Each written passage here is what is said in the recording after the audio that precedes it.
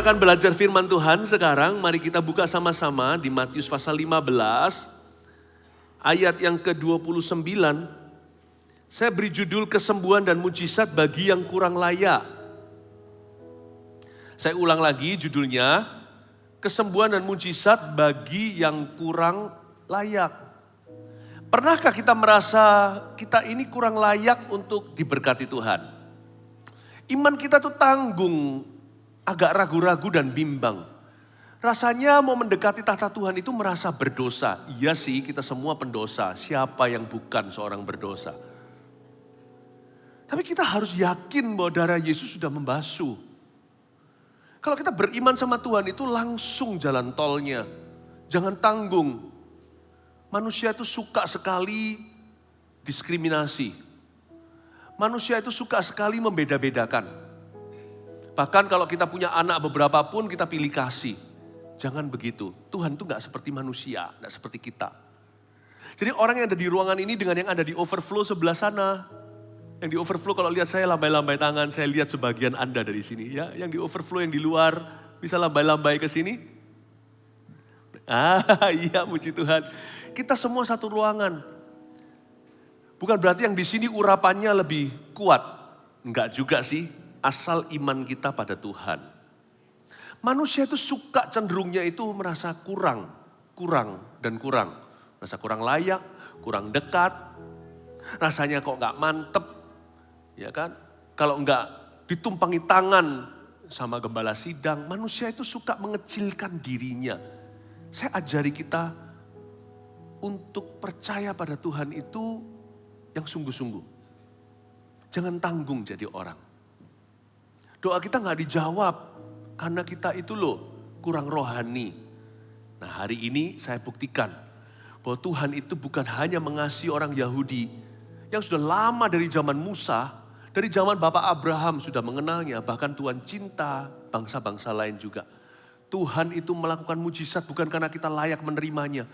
Tuhan menyembuhkan kita itu karena Tuhan itu sayang sama kita. Mari kita lihat kasihnya, mari kita buka sekarang satu ayat yang tadi saya sudah minta, kita baca sekarang ya. Judulnya Yesus menyembuhkan banyak orang sakit. Ayat 29, setelah meninggalkan daerah itu, Yesus menyusur pantai Danau Galilea dan naik ke atas bukit lalu duduk di situ. Kemudian orang banyak berbondong-bondong datang kepadanya dan membawa orang lumpuh, orang timpang, orang buta, orang bisu dan banyak lagi yang lain. Lalu meletakkan mereka pada kaki Yesus dan ia menyembuhkan mereka sebagian semuanya. Tuhan cinta setiap orang.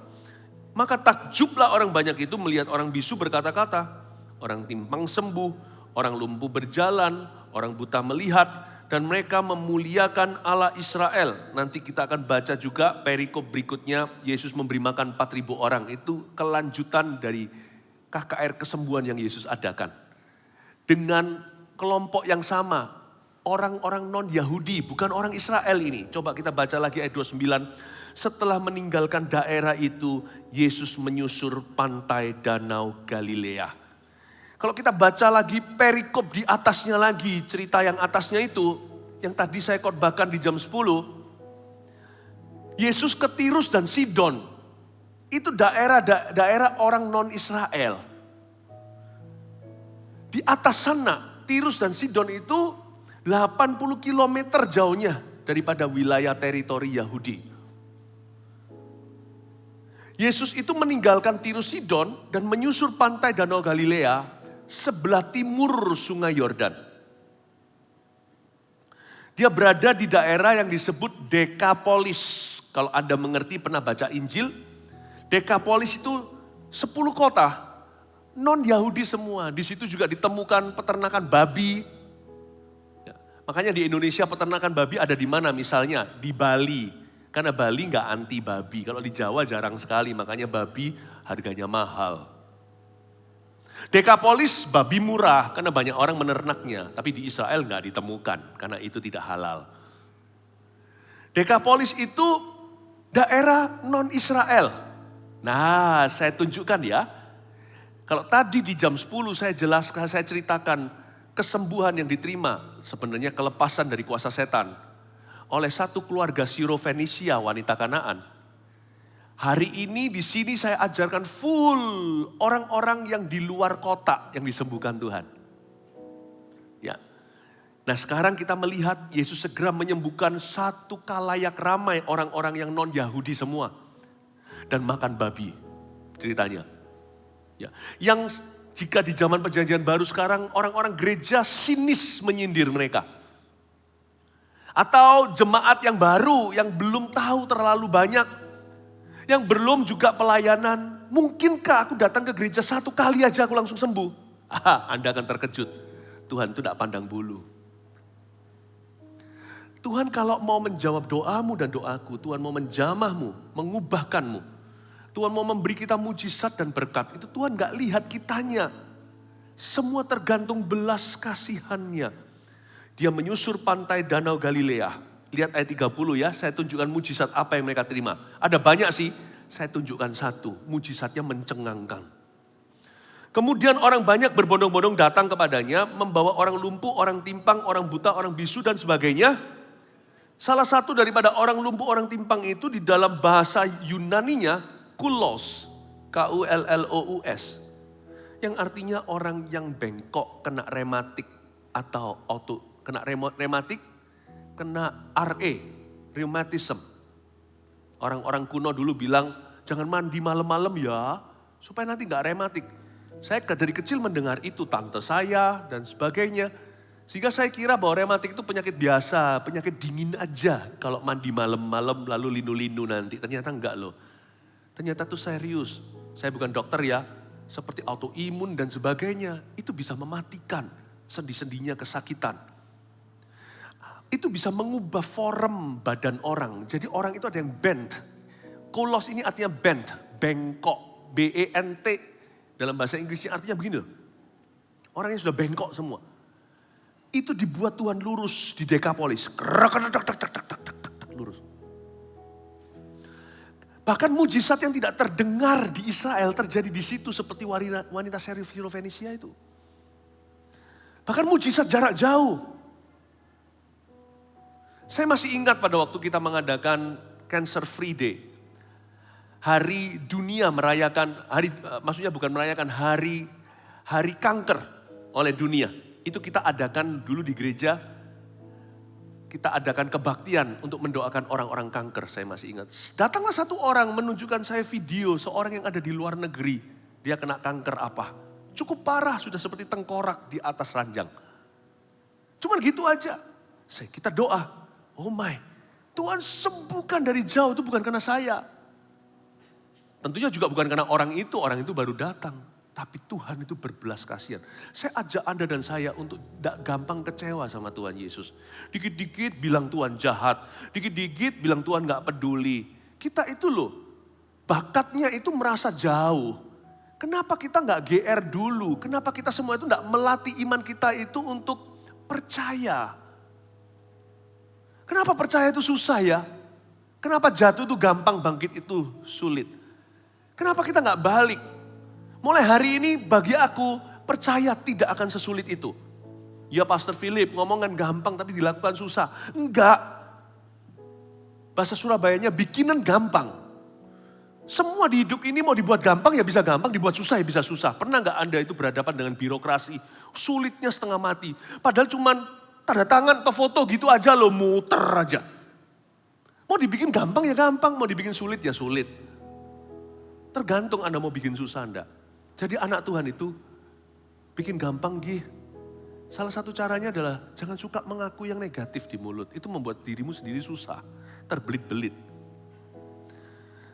Lalu jangan juga terjebak di hal-hal yang gak perlu. Ingat tujuanmu, kalau tujuanmu sembuh, udah jangan ngamuk-ngamuk sama orang. Aku minta didoakan kok gak bisa. Itu tambahan, itu komplikasi.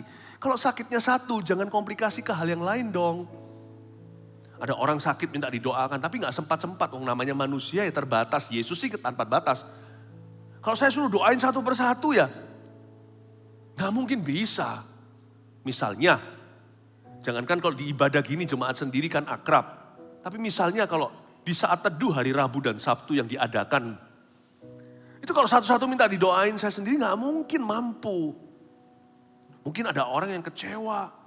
Loh ingat tujuanmu sembuh. Janganlah kepancing ke hal-hal lain yang sifatnya selokan-selokan hatimu. Mau dibikin susah ya biasa, jangan bikin susah hidupmu. Hidup itu sudah susah, kesusahan sehari untuk sehari. Bikin gampang only believe. Bisa nggak kita bikin mudah? Aku percaya Engkau mengasihi aku. Peduli amat perasaan Anda hari ini. Kasih itu bukan feeling. Kasih juga bisa menjadi sebuah pengetahuan dan pengenalan. Yesus cinta pada saya. Orang lain dengar Injil sekali mereka langsung bahagia. Kita tahu Injil setiap minggu, kita nggak happy-happy. Karena orang yang mendengar pertama kali itu pewahyuan, wow sungguhan. Ada orang mencintai aku sedemikian sampai mau mati bagi aku. Kita tiap Jumat Agung, tiap tahun rayakan juga masih kebal hati. Jangan buat susah buat gampang. Kalau kita baca Alkitab itu merem aja. Sebelum kita baca bilang Tuhan tolong saya supaya saya dengar suaramu. Dengar gak apa-apa. Beri aku pengertian dalam nama Yesus. Setelah selesai baca amin. Ya dan amin. Simple faith. Iman yang sederhana. Bahwa kesembuhan dan mujizat Tuhan berikan dalam hidup kita. Bahkan ketika Tuhan menjawab doa bukan karena kita layak. Tapi karena kita percaya seperti anak kecil kita percaya. Seperti biji sesawi aja. Manusia sukanya berdebat. Iman gua lebih besar. Imanmu kecil sekali. Siapa bilang Yesus gak pernah ajarkan iman itu size atau ukuran. Iman itu gak ada S, M, L, small, medium, large. Itu gak ada. Iman adalah iman. Yang penting jenis iman kita adalah pada Yesus dan pada firman. Kita ngerasa sangat-sangat mantap atau kurang mantap. Gak masalah. Jangan interview dirimu. Yang penting imanmu pada Yesus titik tutup buku. Buat gampang jangan dibuat susah. Anak Tuhan susah, kadang-kadang kita itu sukanya menyusahkan diri kita. Padahal Tuhan ikut Tuhan itu gak sesusah itu. Lebih susah di pikiran kita. Tapi faktanya lebih gampang ikut Tuhan. Tuhan itu simple orangnya. Tuhan itu terus terang. Dia gak pernah bicara dalam gelap itu dia ngomong apa adanya. Ikut Tuhan itu gak pakai teka-teki itu gak pakai. Tapi Pastor Philip, apa kehendak Tuhan? Kalau Anda gak tahu kehendak Tuhan yang dinyatakan, ikuti dulu kehendak Tuhan yang kau tahu. Kalau saya tidak tahu nanti besok saya harus apa? Ikuti dulu kehendak Tuhan yang sederhana. Bahwa saya harus tanggung jawab dengan waktu saya. Buat rencana. Sekalipun tidak dengar suara Allah seolah-olah. Besok aku mau ketemu sama si A pukul ini. Saya selesaikan pekerjaan itu. Kelarkan tugas ini. Udah. Kalau kita nggak dengar sesuatu yang supranatural. Belajar tanggung jawab dengan yang natural dulu. Dan memuliakan Tuhan. Jangan buat susah. Ya. Saya tunjukkan ya. Orang lumpuh timpang di sini itu kulos. Kulos itu bent. Tapi di kitab Matius ada kelengkapan dari ayat ini. Di situ bukan disebut bent atau bengkok, tapi disebut mutilated. Anda tahu kalau ada kejahatan mutilasi itu berarti ngeri. Itu orang membunuh sesamanya nggak cuma ambil nyawa tapi dipotong-potong anggota tubuhnya. Mutilasi. Dalam bahasa Yunaninya yang di Matius itu bunyinya mutilasi. Berarti di dalam mujizat Yesus di Dekapolis atau di daerah orang-orang non-Yahudi yang kurang ngerti firman Tuhan. Ajaib, ada orang yang anggota badannya hilang. Saya nggak tahu apa, mungkin tidak ada satu mata, plung keluar. Mutilasi, mungkin tidak ada kaki, keluar. Itu dalam bahasa Yunani ditulis itu. Mutilated bodies appear. Ajaib ya. Kalau hitung-hitungan dengan kesembuhan di ayat-ayat sebelumnya. Gimana Yesus menyembuhkan di kalangan Yahudi yang sudah tahu hukum Taurat dan firman Allah. Gak kalah loh. Berarti ini mematahkan mitos kalau kita itu mau mengalami mujizat. Harus rohani dulu. Saya nggak mengajarkan bahwa kita boleh asal-asalan, enggak. Tapi saya juga tidak boleh mengajarkan yang Tuhan tidak ajarkan. Kita tidak boleh tambahkan. Karena jalan masuk ke mujizat itu percaya saja, only believe. Nggak ada embel-embelnya. Loh, kita harus dimuridkan. Loh, kita harus baca firman. Loh, kita harus melayani. Iya, tapi itu adalah kebenaran-kebenaran yang lain. Jangan dicampur baurkan, seolah-olah kalau enggak ini, enggak ada itu. Kalau Anda mau mengalami mujizat itu only believe. Wow. Dan ini melawan idealisme saya. Sebab saya mau membawa jemaat kita ini tertanam, bertumbuh, dan komitmen juga. Tapi saya juga tidak boleh mengambil kebenaran lain, lalu dempul atau gali lubang tutup lubang. Saya nggak boleh berkata bahwa kalau Anda mau disembuhkan atau mengalami mujizat Tuhan, Anda harus layak dulu. Kalau saya lakukan itu, saya berarti ajarkan yang Yesus sudah ajarkan. Yesus ajarkan bahwa kita harus tertanam supaya kita bertumbuh berbuah. Seperti carang yang harus tertanam pada pokoknya. Karena dia tidak bisa berbuah dari dirinya. Iya, itu juga kebenaran. Tapi now when I teach about miracle, sekarang waktu saya mengajarkan tentang mujizat, saya harus fair. Hanya mengajarkan yang Tuhan wahyukan. Bapak, Ibu, Saudara, siapa di sini yang hari ini mengalami pergumulan dan menunggu sebuah mujizat dalam hidupnya? Adakah? Adakah? Nggak ada. Berarti semuanya fine-fine saja. Kalau ada bisa angkat tangan. Wow, kabar baik ya Bapak Ibu yang angkat tangan barusan. Only believe. Oh, kasih tepuk tangan tuh Tuhan, hanya percaya saja.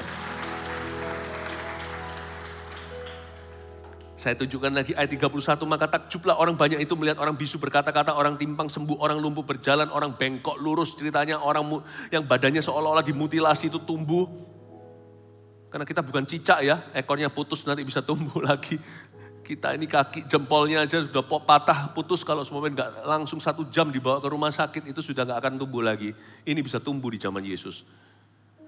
Orang buta melihat dan mereka memuliakan Allah Israel. Dari kata memuliakan Allah Israel berarti mereka bukan orang Israel. Orang Kristen jangan jadi agamawi dan kaku sampai pada taraf percaya itu susah. Padahal kita tahu dan kita punya pengetahuannya. Nanti dibalap sama orang-orang non-Kristen yang disembuhkan sama Tuhan. Dijamah begitu aja, dikasih mujizat sama Tuhan. Jangan sampai kita jadi terlalu kaku. Dan terlalu percaya diri sampai tidak percaya Tuhan. Sehingga nanti kalau kita kurang percaya diri, kita juga jadi semakin kurang percaya Tuhan. Kayaknya Tuhan akan lakukan mujizat kalau aku layak.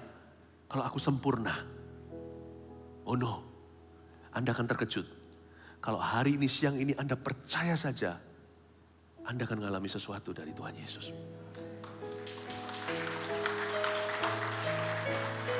Saya tunjukkan lagi mujizat berikutnya itu bukan kesembuhan. Makanya saya sebut kesembuhan dan mujizat. Karena tidak kesembuhan ilahi itu selalu ajaib.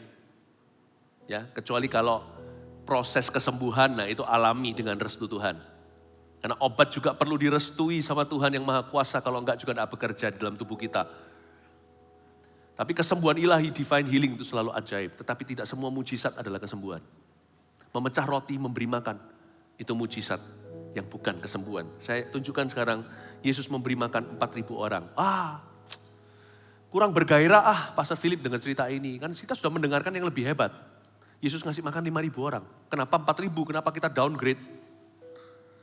12 bakul penuh kita bawa pulang. Yang ini cuma 7 bakul saja. Tapi jangan lupa loh. Ini istimewa karena terjadi di seberang sungai Yordan sebelah timur, di kalangan orang yang unchurched, tidak bergereja. Ini ajaib di situ. Kejadian 5.000 orang kasih makan dan 4.000 itu perbedaannya adalah Yahudi dan non-Yahudi. Rohani dan duniawi. Makanya ini ajaib, 4.000 ini tidak kalah Hawa. Mungkin Anda tidak pernah tahu ya, sebelum saya ceritakan gini. Apakah ini repetisi? Mungkinkah ini overlapping aja? Salah catat. Injil tertentu bilang 5.000, Injil tertentu bilang 4.000. Enggak, ini 2 kejadian yang berbeda saya tunjukkan. Modalnya pun tidak sama itu rotinya. Pulang bakulnya juga nggak sama. Tempat duduk mereka pun nggak sama. Serupa namun nggak sama. Ini 2 kejadian beda. Jadi Tuhan itu pernah memecah roti itu 2 kali. Sekali untuk 5.000 orang dari 5 roti 2 ikan. Sekali lagi Tuhan memecahkan roti untuk 4.000 orang dari 7 roti. Ini 2 kejadian yang berbeda. Bedanya di mana? Satu untuk Yahudi, satu yang bukan. Tuhan cinta kita semua yang sudah rohani dan melayani. Jiwa lama itu dicinta sama Tuhan. Anak sulung gak boleh hilang di rumah Tuhan. Yang melayani. Anda lihat tadi ya. Tadi di Instagram saya sempat ngintip. Instagramnya GM. Ini gereja kita di Surabaya Selatan. Ya, dan kayaknya sih akunnya siapa tadi ya, pokoknya saya tunjukkan. Itu tadi ada jiwa-jiwa lama yang berseragam. Itu untuk bisa melayani Anda dengan baik, kursi mereka ngalah di ibadah 10 tadi. Mereka tadi itu melayani dengan pakai lututnya sungguhan sambil ketik-ketik di komputer. Orang-orang yang di daerah FOH di situ, terima kasih untuk pelayanannya. Jiwa lama dicinta, tanpa mereka tidak ada jiwa baru. Kasih tepuk tangan untuk mereka. Mereka mengasihi Tuhan dan mengasihi jemaat, melayani dengan berkorban. Kursi pun tak punya padahal mereka pelayanan. Ya, di gereja kita itu jiwa lama tidak ditirikan. Tidak ditinggal 99 untuk cari satu domba yang baru. Karena mereka tidak pernah ditinggal, karena mereka tidak pernah meninggalkan kami. 99 domba lama yang di gereja kita itu selalu bareng sama Yesus, cari domba yang satu. Jadi mereka tidak pernah terpisah, mereka tidak pernah ketinggalan. Tapi jiwa baru juga dicinta loh sama Tuhan. Jangan Anda berkata, aku baru datang gereja ini, tidak punya ekspektasi, datang itu cuma lihat ibadah. Oh ini yang khotbah, siapa dan siapa. No, di dalam hidupmu itu ada kebutuhan yang harus diisi. Percayalah pada Tuhan, sekarang jangan nanti. Jangan nunggu sampai 2 kali, 3 kali datang. Believe now. Believe now. Ayat 32 lalu Yesus memanggil murid-muridnya dan berkata, hatiku tergerak oleh belas kasihan kepada orang banyak itu. Sudah 3 hari mereka mengikuti aku dan mereka tidak mempunyai makanan. Aku tidak mau menyuruh mereka pulang dengan lapar. Nanti mereka pingsan di jalan. Dimulai dengan kalimat hatiku tergerak oleh belas kasihan. Cikal bakal setiap kesembuhan dan mujizat. Dan apapun berkat, selalu dari hati Yesus yang berbelas kasih.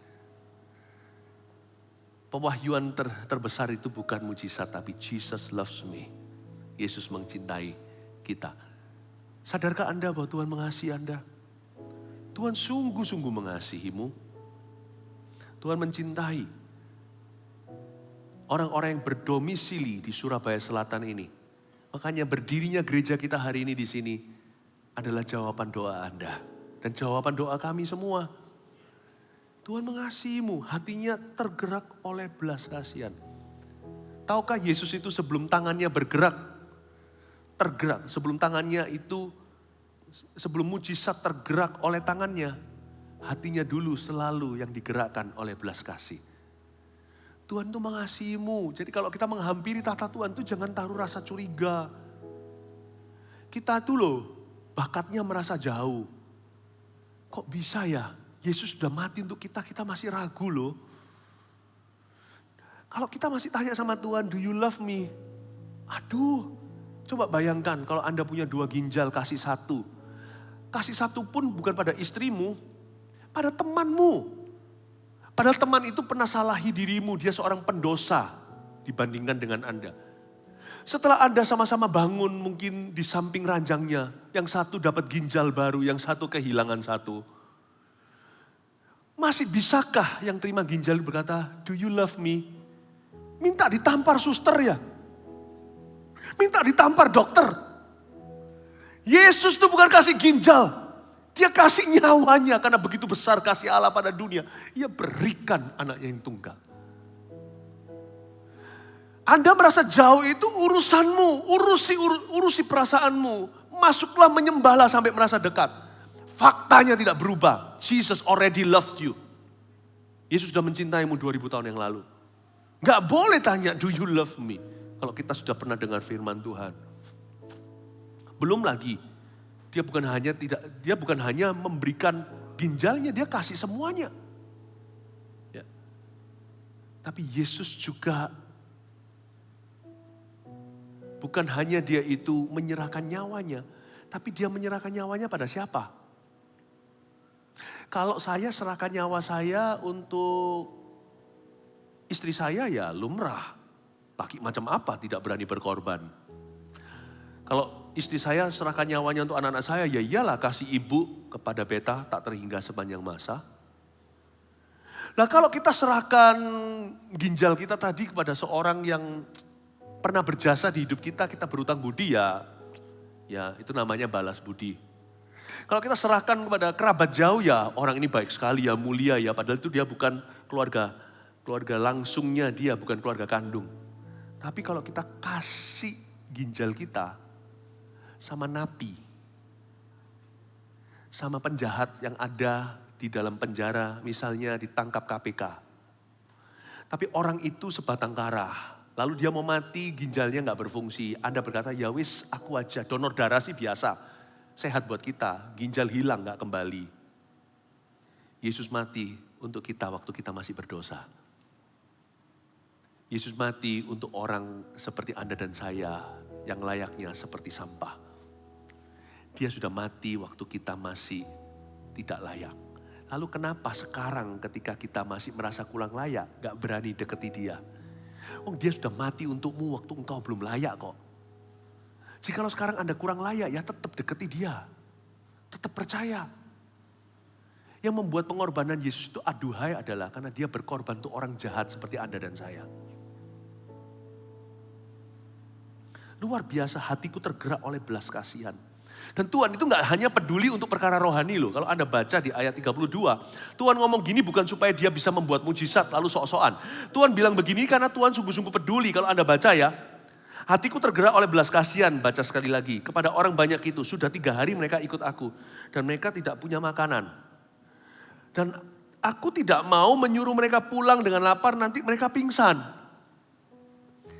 Yesus itu ya, kalau saya bayangkan ya, jikalau nih Tuhan Yesus sekarang hadir lagi seperti waktu Tuhan ada di Galilea. Orangnya kayak apa sih Tuhan Yesus itu?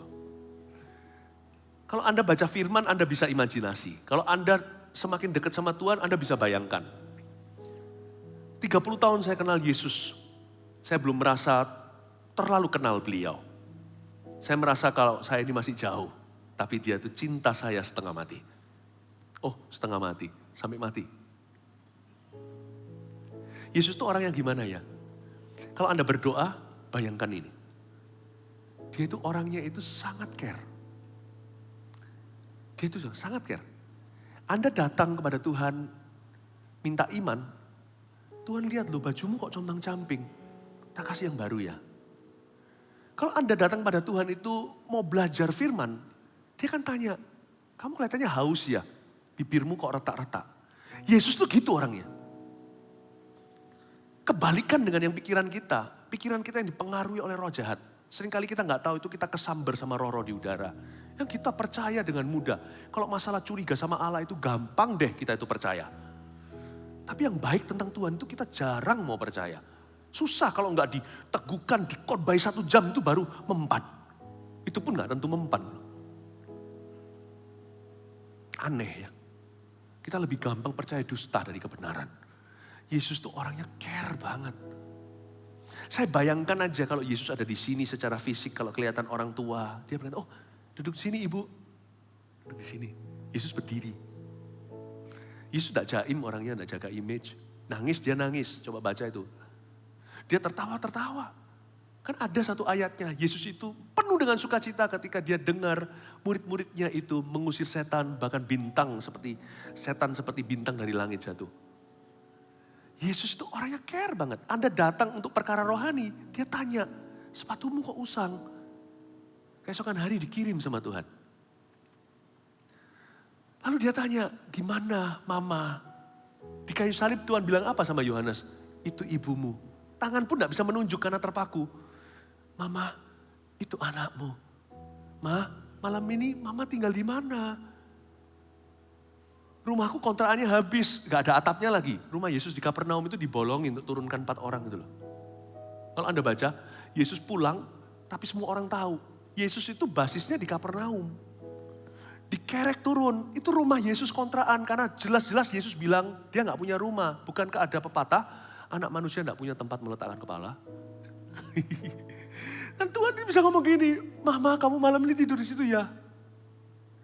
Ngomong sama Yohanes, anak muda, adopsi mamaku. Wow, kita terlalu muluk kadang-kadang mikirnya Yesus itu duduk di atas tahta, menjulang tinggi, hahaha, jauh-jauh. Jangan dekat sama aku, holy, ya holy. But he's kind. Itu baik. Kok anehnya banyak orang Kristen menghampiri itu sudah punya tembok. Aku kalau minta, kalau enggak doanya dengan cara gimana, puasa gimana. Kayaknya Tuhan itu kopok enggak dengar.